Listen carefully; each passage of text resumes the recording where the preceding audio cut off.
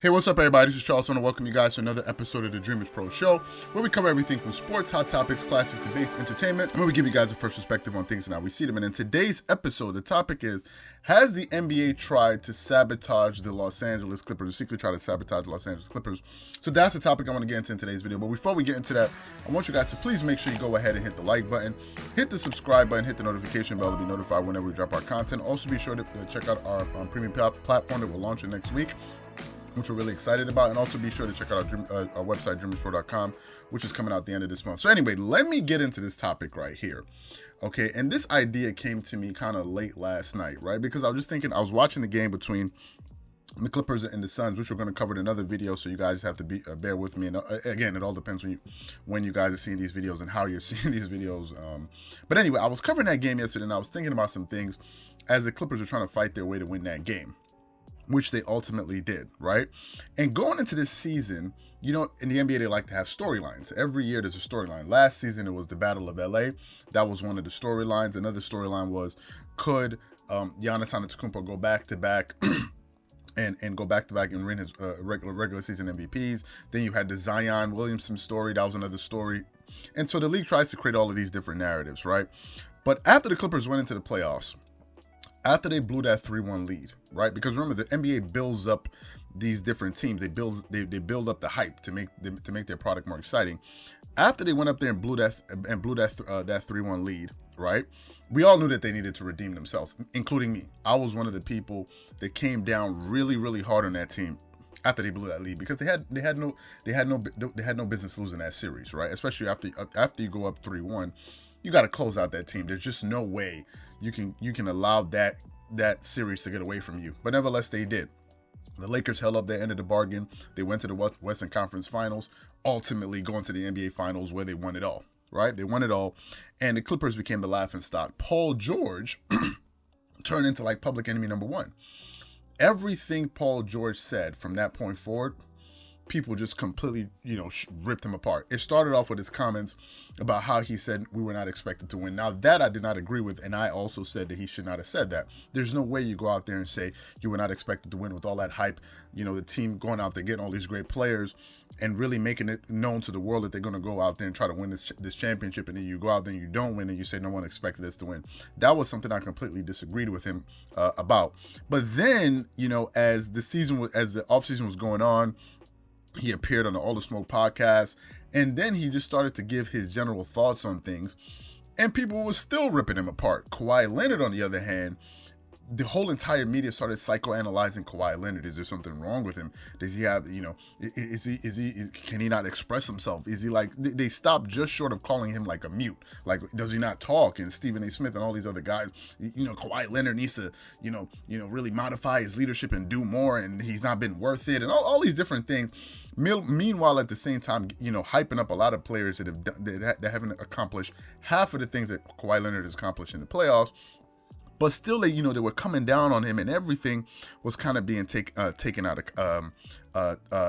context. And now, Kawhi went from being the man in the league to now one of the people that became the most hated. He went from being ranked, I think, the top 2 or top 3, to now they have players like Anthony Davis, I think Giannis and others. Now Kawhi Leonard is ranked the fifth best player in the NBA, and these guys that they have ranked ahead of him have never led the team to an NBA championship run on their own. Like Giannis had never even been to the finals. AD had never sniffed the finals until he started playing with LeBron James. And none of those guys, with the exception of Kevin Durant and LeBron James, even won a finals MVP, let alone 2.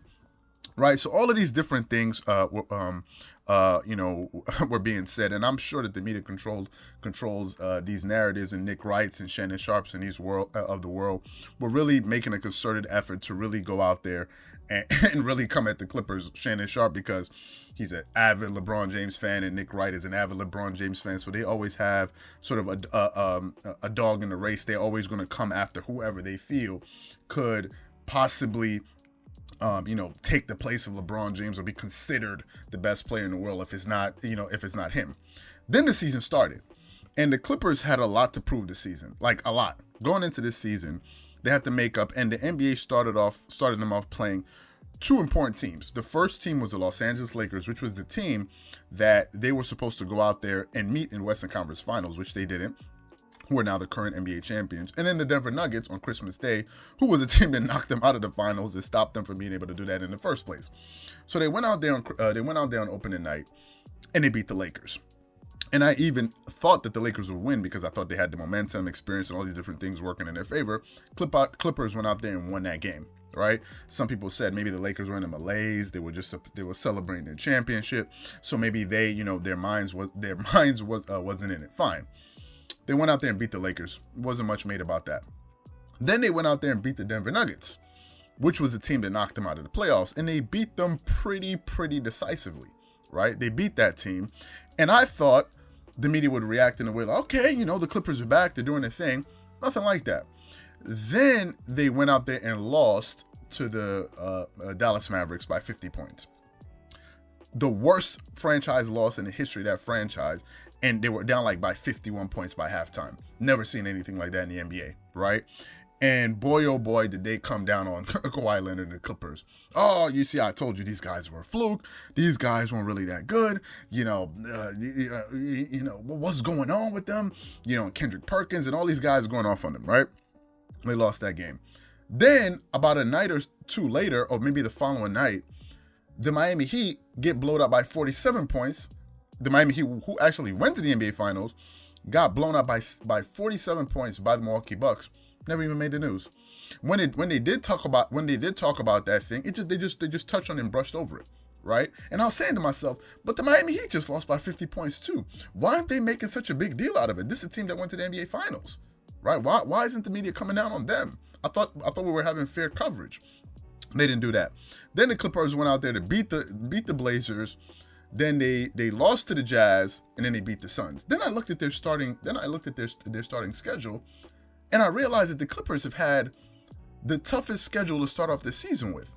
They played the Lakers, they played the Nuggets, they played the Mavs, they played the Blazers, they played the Suns, they played the Jazz.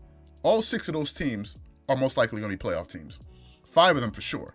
And then they beat the Timberwolves. And I said to myself, this team has started off this season with one of the toughest schedules, and no one is talking about it. But whenever they lose, it becomes the front page news. You see people like Nick Wright and all of these guys that are starting off their shows talking about, oh, there go the Clippers dropping the ball. Jenna Wolf, who works on First Things First, she's always taking pop shots at them. It's very strange, right? It has nothing to do really about reporting. These guys are just there giving their opinions on these people. It seems like personal opinions, personal takes on them. Jenna Wolf making all these guys making fun of them. And I'm like, where's all of this coming from? They're talking about this team like as if no team in the history of the NBA has blown a lead before, right? They're talking about like no team has blown a 3-1 lead. The